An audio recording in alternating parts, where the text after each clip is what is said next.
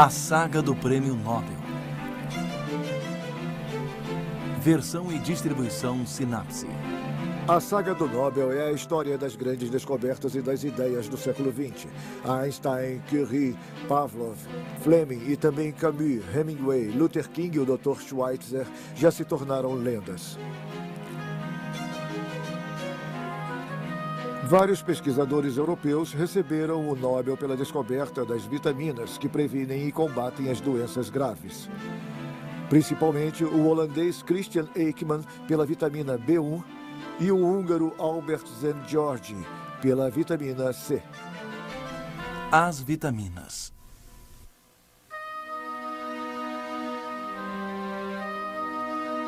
Da antiguidade até meados do século XX, doenças mortais e misteriosas assolavam os continentes. O sudeste asiático estava devastado pelo beriberi.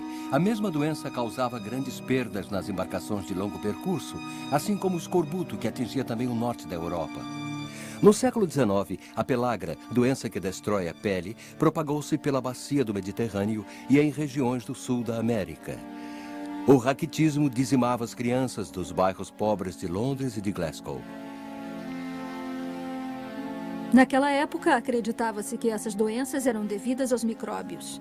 Hoje se sabe que essas calamidades tinham como causa a ausência de vitaminas. Mas qual será a natureza das vitaminas? São moléculas que o corpo humano não pode sintetizar e que estão presentes na alimentação. A química conseguiu identificá-las e cristalizá-las. Ainda que o organismo só precise de pequena quantidade delas, estas 13 substâncias são indispensáveis à vida. Vários Nobel europeus estão associados à descoberta das vitaminas. Christian Eijkman recebeu o Nobel em 1929. Ele demonstrou que a vitamina B1 cura o beriberi, responsável pela destruição progressiva do sistema nervoso. Ele divide o prêmio com o britânico Frederick Gowland Hopkins, que descobriu a vitamina A, indispensável para a visão e para um crescimento normal. Em 1937, o Nobel é concedido a Albert Szent-Györgyi e ao britânico Walter Haworth pela estrutura química da vitamina C, tão necessária ao bom funcionamento de elementos essenciais do esqueleto, as cartilagens e os ligamentos. Em 1938, o austríaco Richard Kuhn é laureado pela identificação da vitamina B2, que regulariza a produção de energia do sistema respiratório. O suíço Tadeusz Reichenstein realiza a primeira síntese industrial da vitamina C. Ele recebe o prêmio Nobel em 1957, mas por outras pesquisas sobre os hormônios suprarrenais. Em 1964, a britânica Dorothy Hodgkin recebe o Nobel pela estrutura molecular da vitamina B12, necessária à formação dos glóbulos vermelhos.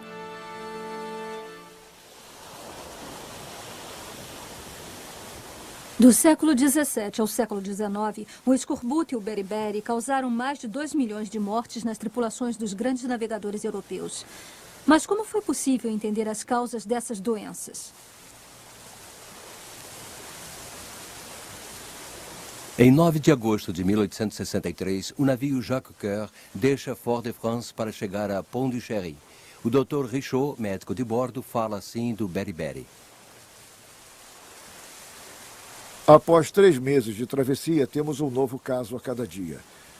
Os homens não conseguem ficar nem em pé, nem deitados. Ficam sentados, com a cabeça caída. O edema das mãos é um sintoma sempre presente. As funções intelectuais permanecem intactas até a morte. Os doentes do Jacques Coeur têm o triste privilégio de poder acompanhar todas as fases de sua terrível agonia. A falta de contimentos lá pelo final da viagem tem provavelmente muito a ver com isso.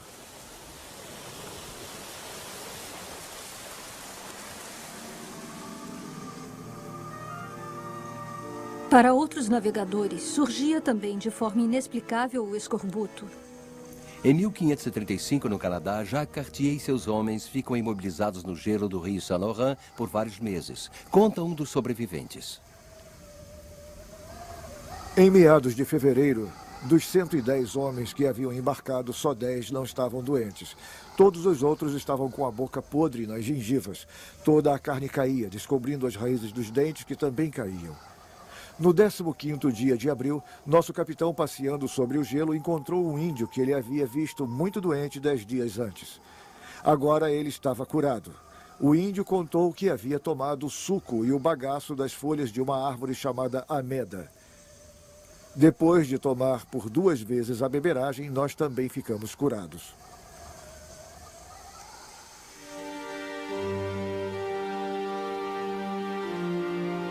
A cura parece então depender da alimentação.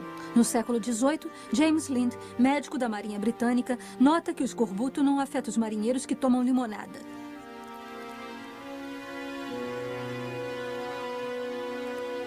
Ele fez a seguinte experiência. Todos os dias dava alimentos diferentes para 6 grupos de marinheiros que já estavam com o escorbuto. Só morriam os que não haviam tomado limonada.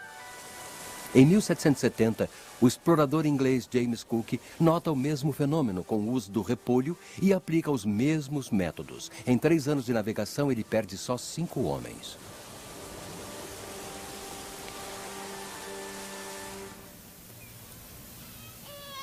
No século XIX, o raquitismo que age sobre o desenvolvimento ósseo e o crescimento atinge 80% das crianças das áreas pobres de Londres e de Glasgow, mas poupa as da burguesia.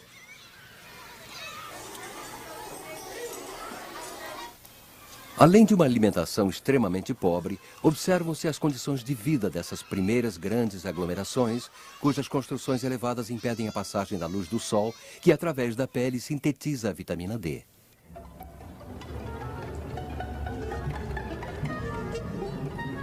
Mas na Europa do fim do século XIX, desde as descobertas do francês Louis Pasteur e do alemão Robert Koch, o mundo científico atribuía todas as doenças conhecidas a uma única causa: os micróbios. O pesquisador holandês Christian Eijkman iria provar que a causa pode ser outra, ao elucidar o enigma do beriberi. Christian Eijkman nasceu em 11 de agosto de 1858 em Nieuwkerk, na Holanda. Aos 17 anos, ganhou uma bolsa para a Escola Militar da Universidade de Amsterdã. Após brilhantes estudos e uma tese de doutorado com menção muito bem, ele é enviado como médico militar para a Índia holandesa, atual Indonésia.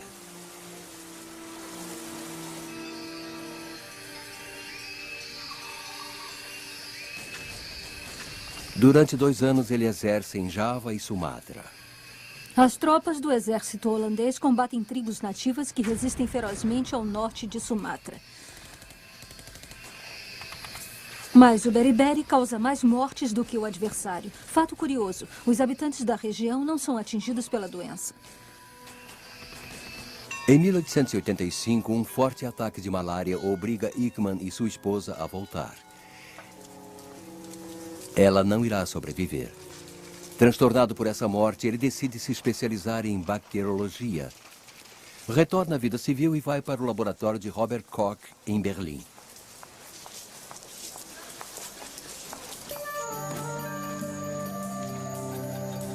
Em 1886, uma nova epidemia de beriberi devasta a Indonésia. Nas prisões holandesas, a doença dizima os detentos. Ser condenado à prisão é uma sentença de morte. Milhares de operários das minas, de soldados, de crianças dos orfanatos sucumbem à doença.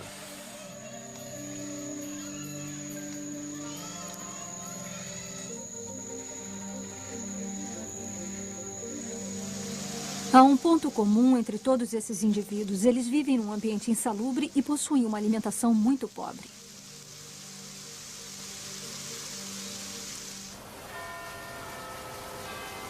O governo da Holanda, impotente frente à gravidade da situação, solicita a ajuda de Robert Koch, que, muito ocupado, sugere que Eijkman vá no seu lugar. Corajosamente, ele aceita voltar para Java com um assistente, Gerrit Gringens.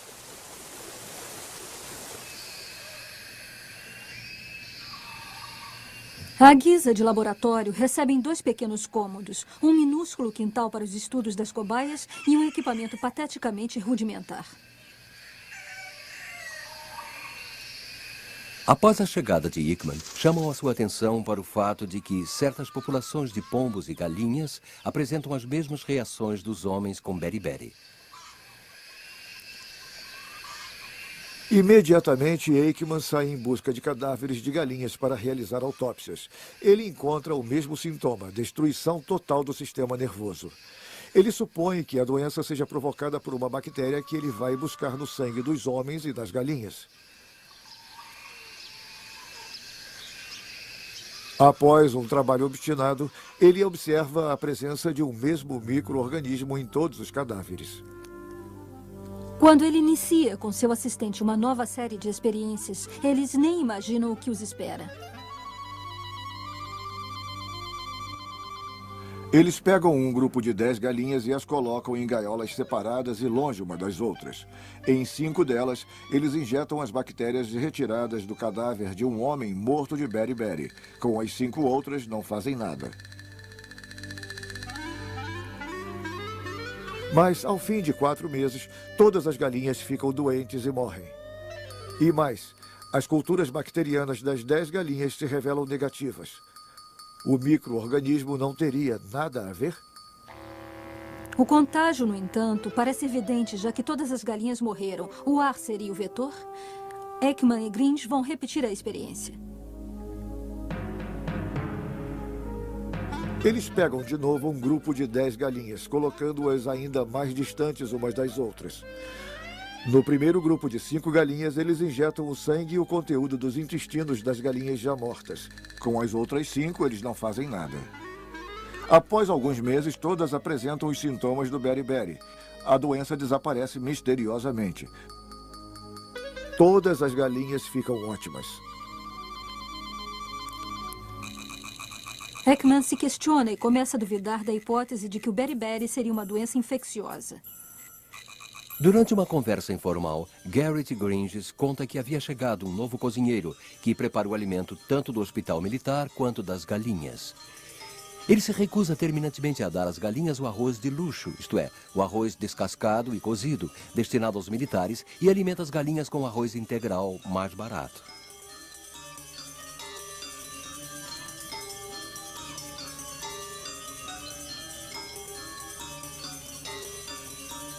Aikman decide fazer uma nova experiência.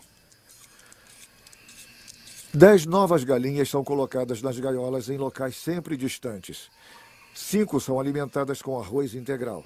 Todas estão saudáveis. As galinhas do segundo grupo, alimentadas com arroz descascado, ficam todas doentes ao fim de 3 a 5 semanas. Mas ao consumirem arroz integral, ficam completamente curadas.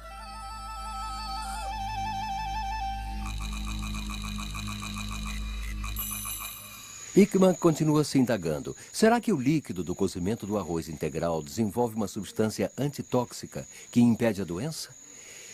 E surge uma outra hipótese. E se o invólucro do arroz, chamado cutícula, contivesse quantidades ínfimas de uma substância química indispensável ao homem e à galinha? Infelizmente, Aikman sofre uma nova crise de malária e tem que voltar para a Holanda. Grinch permanece em Java e prossegue sozinho com as pesquisas.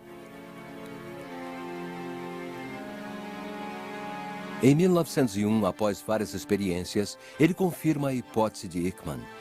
O beriberi é causado pela ausência de uma substância natural encontrada na cutícula dos grãos de arroz, mais tarde chamada de vitamina B1.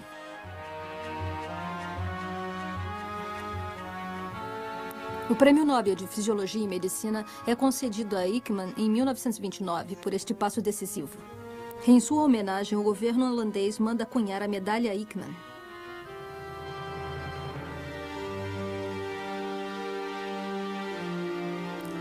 Na Noruega, no início do século XX, são observados novos casos de beriberi em navios, onde a carne salgada e a ervilha foram substituídas por conservas. O norueguês Axel Host vai reproduzir em laboratório o beriberi dos navios. Seria o beriberi de Aikman? Ele também nem imagina o que vai descobrir.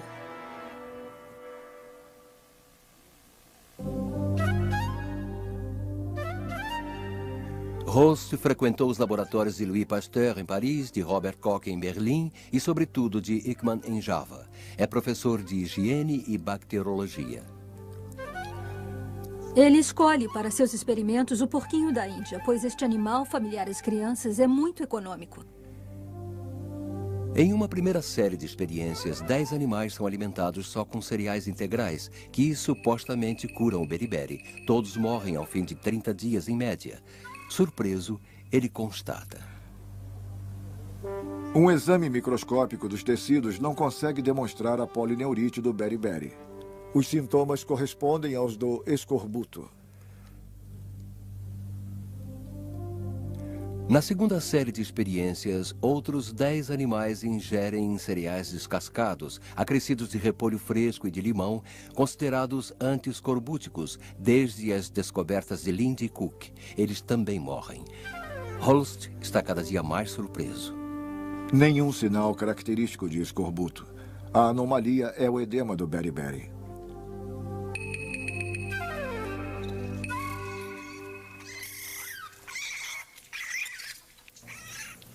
Com estas duas experiências, ele descobre duas carências vitamínicas ligadas à ausência da C e da B1. Ele publica estes resultados, mas ninguém dá atenção. Decepcionado, Holst abandona suas pesquisas e jamais será citado nos dicionários médicos. Na época, o escorbuto continua sendo, para a grande maioria dos médicos, uma doença infecciosa. Para alguns, ela é transmitida pelos piolhos. Para outros, é a prisão de ventre que cria toxinas nocivas nos intestinos.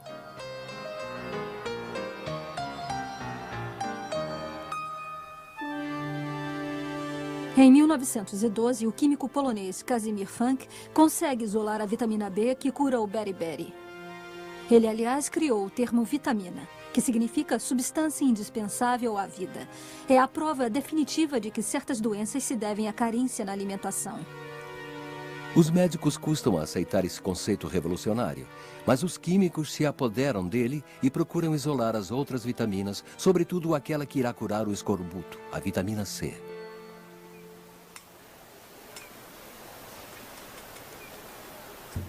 Em 1914, no Instituto Lister de Londres, um grupo de pesquisadores, quase que exclusivamente mulheres, pois os homens haviam partido para a guerra, tenta melhorar a alimentação dos soldados. Os porquinhos da Índia continuam servindo para suas experiências.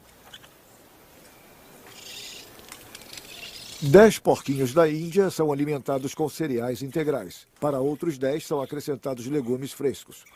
O escorbuto se manifesta nos 10 primeiros e nem a adição de laxativo modifica alguma coisa, ao passo que os outros 10 estão com ótima saúde. Uma outra equipe trabalha com macacos e repete as mesmas experiências com o suco de laranja e constata: o suco de laranja fornece uma proteção completa contra o escorbuto. A vitamina C estaria presente no suco de laranja e nos legumes frescos, mas como isolá-la? É o acaso, mais uma vez, que levará um pesquisador húngaro a fazê-lo. Albert Zen Gheorghi nasceu em 1893 em Budapeste, na Hungria. Seu pai era um grande proprietário de terras. Albert lembra sua infância. Aprendi que só valia a pena se dar ao trabalho pelos valores intelectuais. A criação, seja ela artística ou científica, é o objetivo mais alto a ser atingido.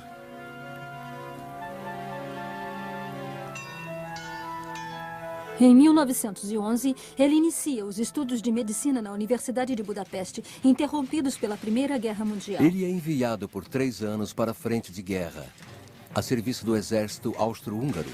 Mas, indignado com a atrocidade dos combates e os sacrifícios humanos, ele quer largar a frente e fere voluntariamente seu braço com um tiro de fuzil.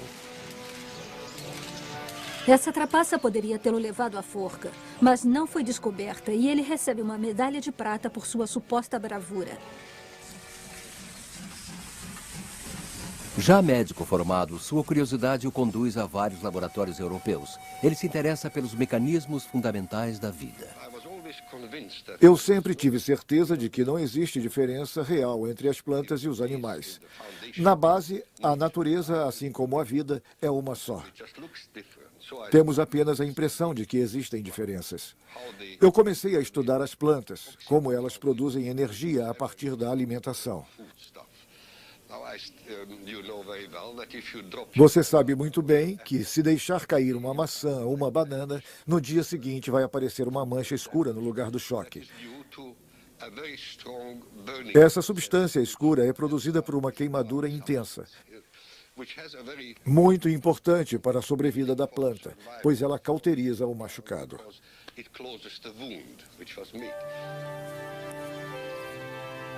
Em 1927, em Cambridge, ele descobre que os repolhos contêm uma substância que impede que os frutos se estraguem. Esta substância retém o oxigênio e interrompe, assim, a oxidação biológica. Eu conhecia muito pouco a estrutura química dessa substância, só sabia que continha açúcar. Nós, químicos, sempre designamos o açúcar pelo sufixo -ose. Como eu ignorava o resto da sua composição, eu o chamei de ignose. Mas o editor do jornal de Química era uma pessoa muito séria. Não gostou da brincadeira e recusou o meu artigo. Propus então God Knows, sabe Deus, e ele gostou menos ainda. Agora, falando sério, eles concordam em chamar essa substância de ácido hexurônico. Zent vai para a Fundação Mayo de Rochester, nos Estados Unidos.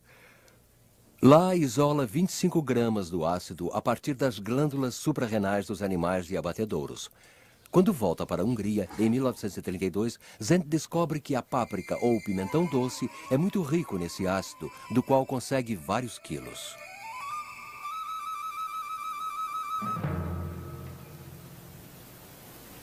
Um jovem pesquisador que veio trabalhar com ele suspeita ser este ácido a famosa vitamina C. Eles fazem uma experiência. Zent observa.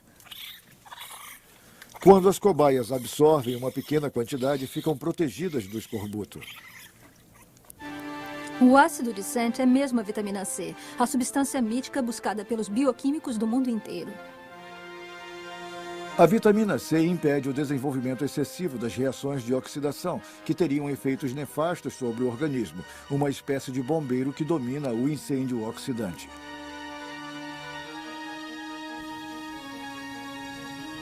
Nesse meio tempo, Walter Haworth determina a sua fórmula química. Ele a chama de ácido ascórbico.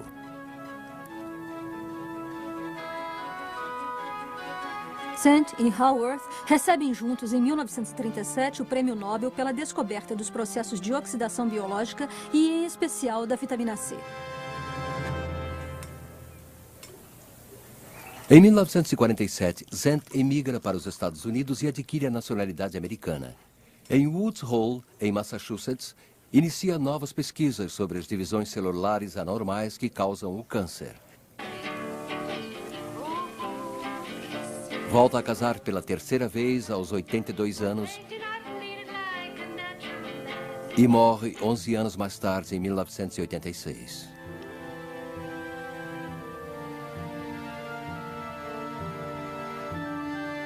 Mas hoje, o que se sabe sobre as vitaminas? As vitaminas se associam às enzimas para regular todas as catálises do corpo. Sem catálise, não haveria energia celular. O corpo pararia de funcionar.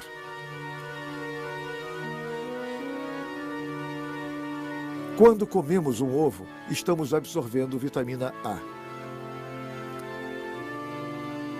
As moléculas são fragmentadas no estômago e em seguida vão para o intestino delgado. Atravessam as paredes do intestino e são levadas pelo sangue até o fígado, onde ficam armazenadas. De acordo com a necessidade do organismo, a vitamina A é levada até o centro das células, onde ela regula todas as diferenças celulares.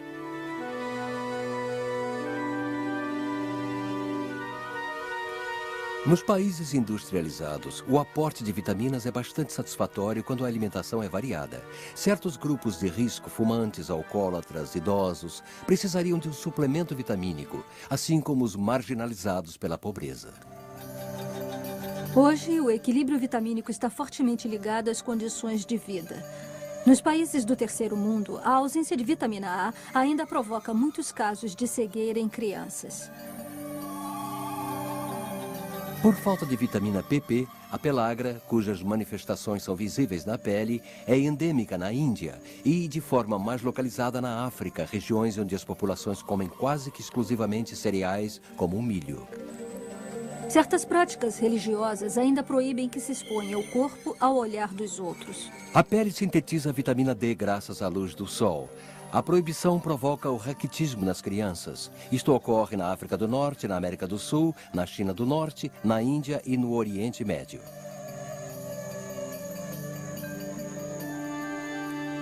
Ainda estamos longe de conhecer todos os segredos dessas substâncias indispensáveis à vida, de seu funcionamento e de sua função protetora contra as doenças. Elas ainda possuem muitos mistérios. É uma das áreas essenciais para a pesquisa do século XXI. Dublado nos estúdios da Audio News.